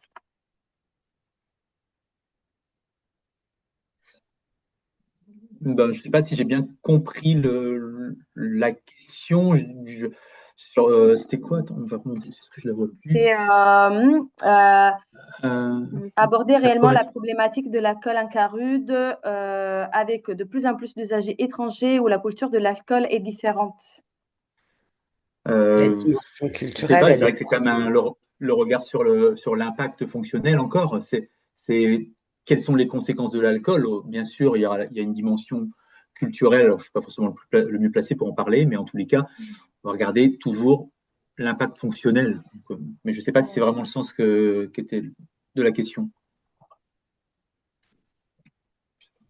Je pense, je me permets aussi, je pense que le regard des pairs, ça peut être intéressant, notamment des pairs enfin, qui vont avoir des rapprochements, des parcours d'exil, etc. Ça peut être intéressant de voir aussi quel croisement il peut y avoir.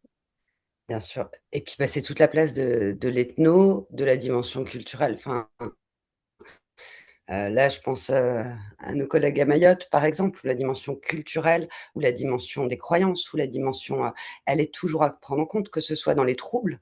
Il y a toujours eu à tenir compte des croyances. Elles ont d'ailleurs reconnu comme étant facteur de protection dans les troubles psychiques en général. Le fait de croire en quelque chose peut protéger. Mais c'est une dimension avec laquelle on doit travailler. Il y a des équipes qui sont plus spécialisées que d'autres, avec y compris des professionnels qui ont la chance de parler la langue des personnes, s'il est question d'exil et de personnes non francophones. On peut déplorer dans le dispositif de soins addictaux, en tout cas c'est un constat qu'on pourrait faire, c'est que les soins résidentiels, au-delà des sevrages, c'est-à-dire CTR, communauté thérapeutique, SMRA, etc., aujourd'hui, par exemple, il y a très peu de personnes non francophones dans ces dispositifs de soins résidentiels, ce qui vient interroger l'accessibilité, alors que ce sont des soins gratuits, publics, etc. En tout cas, on voit bien que souvent les personnes qui sont effectivement d'origine étrangère ont un accès plus limité, plutôt au CARUD, réduction des risques, sevrage, accompagnement médical, mais peu dans des dispositifs de soins résidentiels, par exemple, avec la question de la Ouais. langue comme frein essentiel. Céline, tu voulais réagir aussi Oui, effectivement, pour les deux questions, comment accompagner une personne qui ne sort plus de chez elle, nous, on a cette situation aussi. On a la chance en tant qu'association de pouvoir gérer notre temps bénévole comme on le souhaite. Et l'accompagnement par les pairs, bien sûr, qu'il est primordial pour retrouver un accès aux soins. C'est-à-dire qu'on a la chance de pouvoir faire de l'accompagnement individuel par deux, mais d'aller voir les personnes pour pouvoir retourner en XAPA. Si c'est le souhait de la personne, moi je force personne à aller en XAPA, mais en tout cas, on a des temps d'échange au téléphone, on a des permanences aussi téléphoniques avec des gens ou pour qui retourner en ville c'est compliqué parce que il y a toutes les habitudes, il y a beaucoup trop de commerce, il y a des anciennes têtes qu'on veut pas croiser, il y a beaucoup de choses. Donc nous, on a on a la possibilité justement de prendre le temps de recréer du lien avec les personnes qui sont vraiment isolées et qui ne peuvent pas sortir de chez elles. On a ce temps-là qui est un temps de qualité. Et du coup, de trouver aussi d'autres moyens justement de aller sur de la réduction pour réduire l'angoisse, par exemple. Et ça, c'est des choses qu'on peut se permettre. Ensuite, on a aussi développé un outil qui s'appelle Préparer son rendez-vous avec un psychiatre ou avec un soignant, qui est un document de 4 pages. Pareil, très, très, très holistique, qui interroge aussi bien le sommeil. Depuis mon dernier rendez-vous, mon sommeil, il est comme ça, l'alimentation, les sorties, etc., mon humeur. Et en fait, ce document-là, il permet aussi on en fait ce qu'on veut, soit on l'emmène le jour J devant le psychiatre et on lui donne, on lui lit, soit on lui envoie par mail, parce qu'on sait bien quand on se retrouve face à une blouse blanche, bah, tout d'un coup tout va très bien ou tout va très mal, mais voilà, on sait plus du tout quoi dire. Donc voilà, on développe de plus en plus d'outils grâce à la communauté, hein, c'est en s'entraînant, en se disant, ok, là il y a une difficulté, ben tiens, bah, on va écrire. Ah bah puisqu'on écrit, bah, on va faire un document qui va servir à tout le monde. C'est vraiment ce genre d'entraide qui fonctionne vraiment très bien. Et au fur et à mesure, ça dédiabolise, ça permet vraiment de réduire l'anxiété sociale, en fait, qui est très, très, très, très forte. Et d'avoir des pairs, bah, du coup, on n'a pas peur parce que, voilà, on est concerné aussi. Du coup, il n'y a pas le côté jugement, il n'y a pas le côté, mm, ben non, je suis trop minable, non, je suis trop ceci. mm. Et du coup, effectivement, il y a quelqu'un qui demande si cet outil il est disponible, l'outil dont tu parlais sur le suivi perso. Et peut-être c'est sur votre site internet? Je ne l'ai pas encore mis sur notre site internet, il faut que je le mette. Oh, ok, voilà. C'est moi qui le Une chose développe, à, et du coup, une je chose fais à- beaucoup de choses. Il faut que je le mette. Cool. Bon, en tout cas, on vous remercie pour ces interventions super riches et pas tout à fait hasardeusement cohérentes. Je vous souhaite un très bon fin d'après-midi. Bien sûr, comme je le répète, les outils ils vont vous être envoyés si vous êtes inscrit et vous avez reçu un mail de lien. Bon, voilà, vous allez tout recevoir. Si ce n'est pas le cas, n'hésitez pas à m'écrire.